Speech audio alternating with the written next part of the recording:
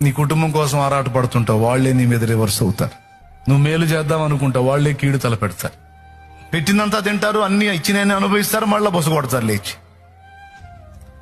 కృతజ్ఞతాహీనంగా ప్రవర్తిస్తారు. అయినా సరే అలాంటి వ్యక్తుల్ని కూడా మొయ్యాల్సిందే. నీకు అన్ని అనుకూలంగా ఉండవు. వడ్డించిన విస్తర్లాగా అన్ని రెడీ చేసి ఉండవు తమ్ముడా.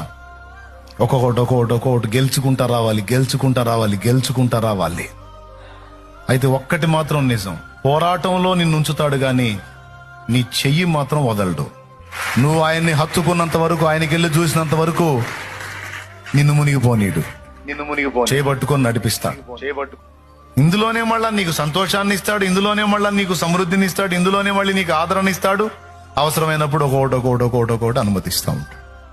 పోరాటం లేని సేవ లేదు, పోరాటం లేని విశ్వాస జీవితం లేదు, ఉండబోదు.